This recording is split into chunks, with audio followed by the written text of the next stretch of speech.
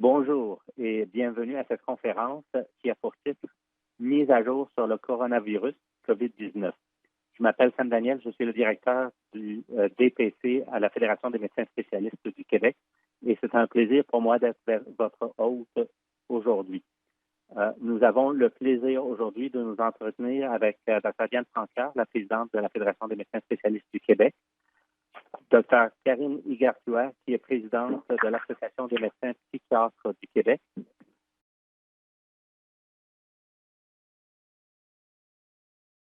Les conférencières et conférenciers n'ont pas de conflit d'intérêt réel ou potentiel par leurs fonctions respectives que j'ai présentées. Alors, les objectifs d'apprentissage, à la fin de cette activité, nous allons être en mesure, d'adopter une attitude permettant d'améliorer notre résilience en situation de pandémie de COVID-19, de discuter des plus récentes recommandations concernant la prise en charge du COVID-19 et le tableau provincial de la situation, d'ajuster notre pratique afin de répondre à nos responsabilités personnelles et professionnelles. Je laisse maintenant la parole à Dr. Karine Igartua, qui est présidente de l'Association des médecins psychiatres du Québec. Merci, Dr. Igartua, de nous parler sur la résilience des médecins travailler en temps de COVID. Merci, Dr. Daniel. Prochaine diapo. Vous avez peut-être vu ce matin dans l'hebdo des capsules sur comment conserver sa santé mentale malgré l'isolement ou de conserver ses saines habitudes de vie. Je vais essayer d'aller un petit peu plus loin ce midi en vous nommant les sources de stress, en les validant puis en vous donnant quelques outils pour augmenter votre résilience et celle de vos équipes. Prochaine diapo. Les effets délétères du stress, ça pourrait faire un webinaire tout en entier, mais rapidement, vous savez que le stress a des effets sur les fonctions cognitives, en particulier la mémoire de travail. Donc, quand on est trop stressé, c'est normal qu'on oublie des choses, qu'on fasse des erreurs. Au niveau du fonctionnement de la qualité et la sécurité des soins, ça a été montré tant avec les étudiants, les résidents, les médecins seniors. Et le stress, évidemment, a des effets aussi sur la santé. Ça, il y a toute une littérature là-dessus, mais je vais attirer votre attention sur le fait que le stress a un effet sur notre système immunitaire. Prochaine diapo. Au niveau de la résilience et de l'immunité, on a découvert que les mêmes traits et caractéristiques qui pouvaient aider la résilience au stress étaient des traits qui étaient reliés à l'immunité. Donc, quand on a un sentiment de contrôle personnel, quand on a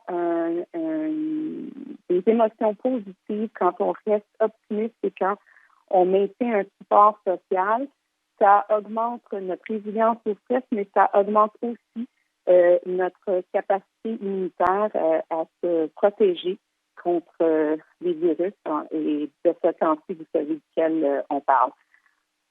Donc, c'est important de pouvoir maintenir sa résilience et de là la présentation d'aujourd'hui. Donc, prochaine diapo.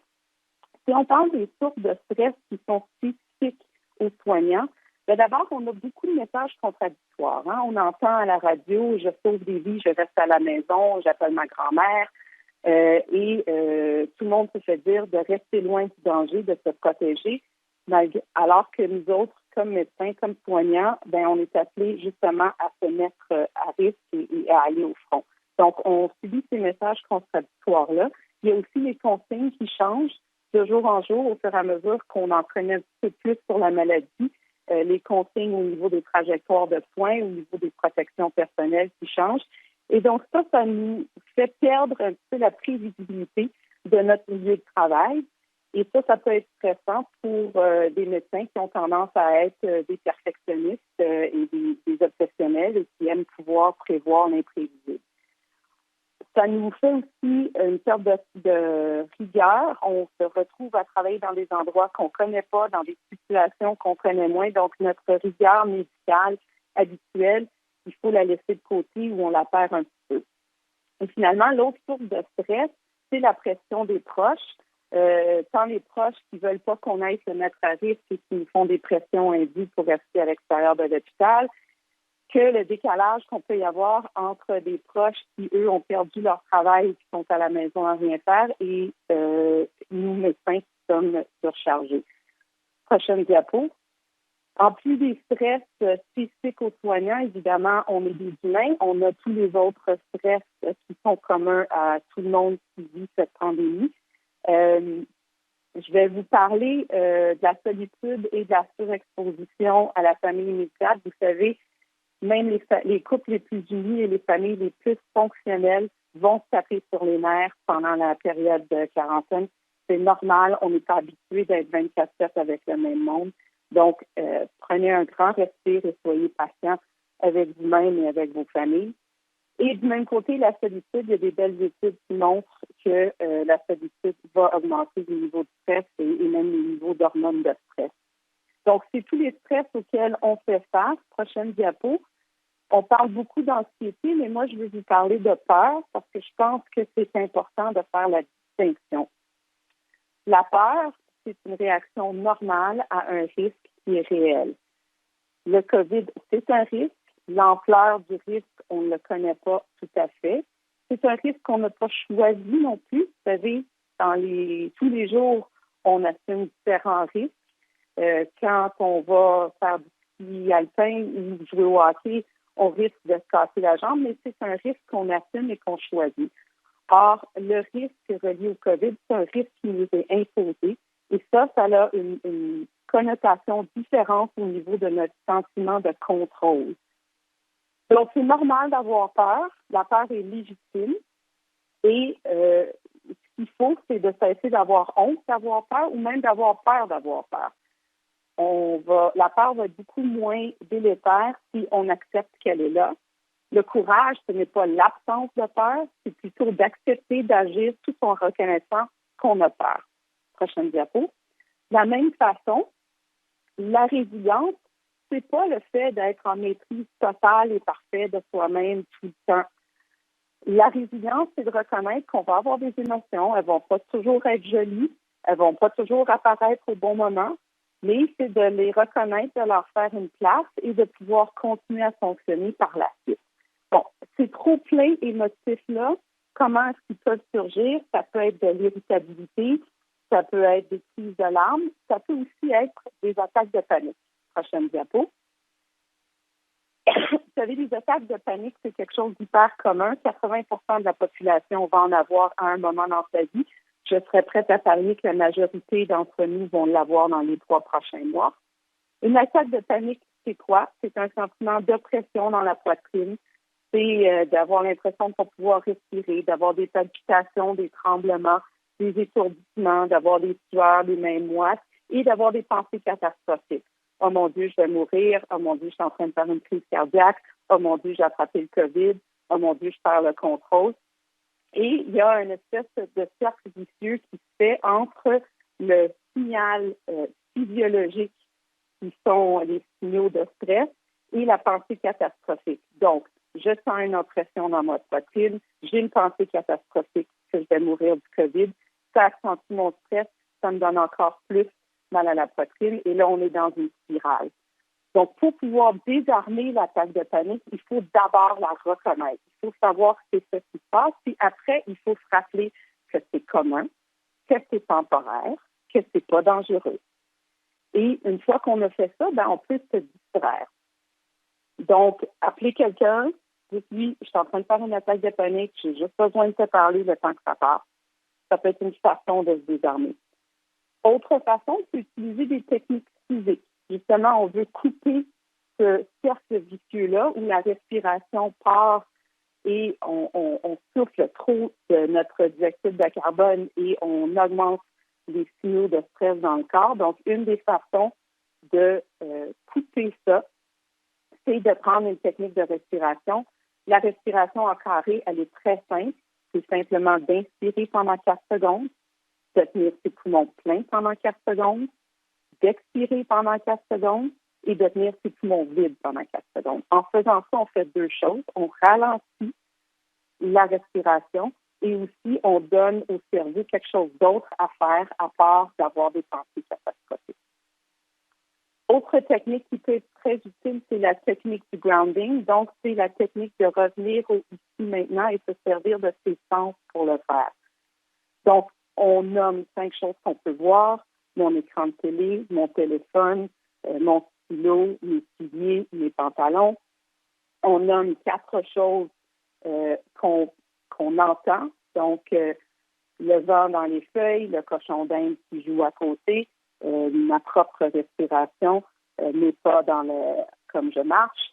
Et 3, des choses que je ressens. Donc, je ressens mes pieds qui touchent le sol, je ressens l'air frais sur mon visage, je ressens la chaleur dans mon corps, par exemple. Donc, ce sont des techniques pour se ramener ici maintenant et arrêter d'avoir des pensées catastrophiques.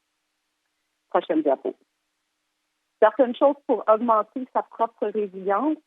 Donc, prenez le temps de prendre vos signes vitaux psychologiques. Et par ça, ce que je veux dire, c'est prenez quelques secondes pour faire un scan de vous-même. Qu'est-ce que je ressens en ce moment? Quelles sont mes émotions? La joie, la colère, la peur, la tristesse. Quelles sont mes sensations physiques? Qu'est-ce que je ressens dans mon corps? Est-ce que je suis tendue dans l'épaule, dans le genou? Est-ce que j'ai l'estomac qui gargouille? Et quelles sont les pensées que j'ai en ce moment? Comment va mon cerveau? Est-ce qu'il va vite? Est-ce qu'il va lentement? Est-ce que j'ai trop de pensées et je ne suis pas capable de garder le fil? Juste le fait de prendre le temps de prendre ces signes vitaux psychologiques, c'est un moment de pleine conscience qu'on se permet et juste ça a un effet de se calmer le corps. Ayez aussi de la compassion pour vous-même. Laissez de côté le perfectionnisme habituel. Attendez-vous à faire des erreurs et soyez indulgents vers vous-même, que ce soit pour vos erreurs ou que ce soit pour ces moments de trop plein émotif qu'on va tous vivre à un certain moment. Finalement, permettez-vous des pauses. Vous savez, vous allez vous laver les mains innombrablement de fois aujourd'hui, demain, après-demain.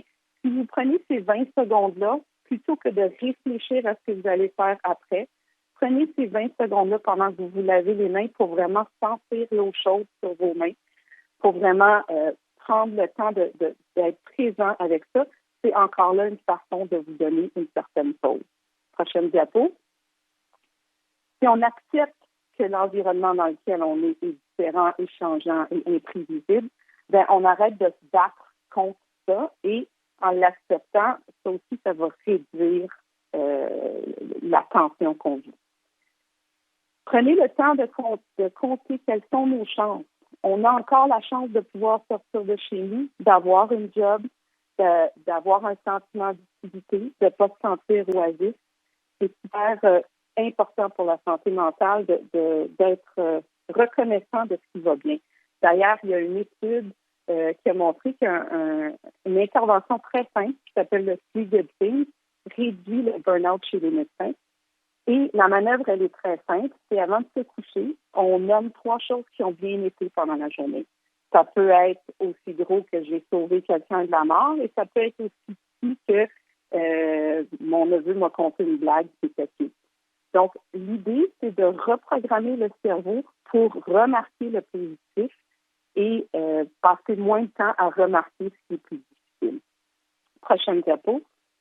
Une autre chose qui a été reliée à la résilience, c'est la compassion. Souvent en médecine, on nous parle de distance professionnelle, mais la distance professionnelle n'exclut pas la compassion. C'est pas la même chose que la sympathie ou l'empathie. La compassion, c'est l'idée, je veux apporter un certain réconfort aux gens autour de moi. Ça ne veut pas dire nécessairement que je vais les guérir, mais je vais faire ou dire quelque chose qui va rapporter un certain réconfort. Permettez-vous d'être authentique avec vos équipes. Vous pouvez partager vos bons coups, mais vous pouvez aussi partager vos mauvais coups. Et soyez honnête par rapport aux réactions émotives. Si vous avez peur, soyez des modèles et dites-le. Dites-le, j'ai peur, mais je continue quand même. Ça m'amène à mes 2 dernières diapos. Comment gérer vos équipes? Prochaine diapo. C'est important de leur donner de l'information, mais pas trop. Quand on est submergé d'informations, ça ne nous permet pas de la digérer, de réfléchir. Donc, c'est important de donner assez, mais pas trop. Ça ressemble un petit peu à la diète COVID que j'ai prescrite pour la population générale. Pas plus que 2 heures d'information reliées au COVID par jour. C'est sûr que nous, en santé, c'est difficile de s'en tenir à 2 heures, mais pour vos équipes, donnez-leur pas plus d'informations que ce qu'ils ont besoin. c'est important de valider les peurs. Oui, c'est peurant ce qu'on vit. Ça ne veut pas dire qu'on ne va pas passer au travers. On peut faire une rotation aussi des affectations. Il y a des endroits qui vont être plus stressants que d'autres. Et on a peut-être tendance à vouloir prendre nos membres les plus résilients et les mettre dans des places les plus stressantes. Mais c'est une bonne façon de les brûler. Il faut vraiment faire une rotation et permettre à tout le monde d'avoir des journées un petit peu moins stressantes. Le jumelage, Antoine en parlait déjà avec les infirmières aux soins intensifs. Donc, de jumeler le personnel pour que les gens puissent apprendre et se supporter mutuellement. Encourager les pauses, encourager le réseautage et le soutien des pairs. Prochaine diapo. Une des choses qui est très importante pour la résilience, c'est le soutien des pairs. Et comme le mot le dit, ça prend des pairs pour le faire. Donc, on pourrait demander à la PAMQ de venir faire des groupes partout, mais ce ne serait pas aussi utile que si les groupes se font directement dans les équipes. C'est assez simple à faire. Comme modérateur, on donne le ton, on explique que c'est pas une thérapie de groupe, c'est vraiment un groupe de soutien où on est là pour jaser sans jugement. Et le but, c'est de nommer, de reconnaître, de valider, de normaliser les émotions que les gens vivent et de les amener à partager des bons coups. Donc, on commence avec la question « Qu'est-ce qui est difficile ?» pour passer à « Qu'est-ce qui vous aide maintenant ?» et avez-vous des choses positives que vous avez remarquées dans le chaos? Donc, ça commence avec un espace pour ventiler ce qui est difficile, pour partager, et on repart après ça sur des notes de reconnaissance et des notes positives. Dernière diapo. Prochaine diapo. Merci. Donc, la dernière chose aussi, c'est que vous pouvez orienter les membres de vos équipes vers les ressources. Vous savez, la PAMQ est là. L'Association des clientes est là pour épauler la PAMQ aussi. Nous avons mis sur notre site des outils que j'ai partagés avec tous les présidents d'ASSO. Ils vous les ont peut-être déjà fait parvenir sur comment survivre à la pandémie. C'est important de savoir quelles sont les ressources pour supporter la santé mentale dans chacun des lieux et référer vos gens qui sont plus fragiles vers ces ressources avant qu'ils deviennent fonctionnels. Donc, prenez soin de vous, prenez soin de votre santé physique, protégez-vous, mais prenez aussi soin de votre santé mentale. C'est une autre façon de vous protéger. Merci. Super. Merci tellement, Dr. Igasua. C'est une présentation très, très riche et extrêmement utile. Au nom des 2100 personnes qui sont en ligne présentement, on vous remercie de tout cœur d'avoir pris le temps pour partager ces réflexions avec nous.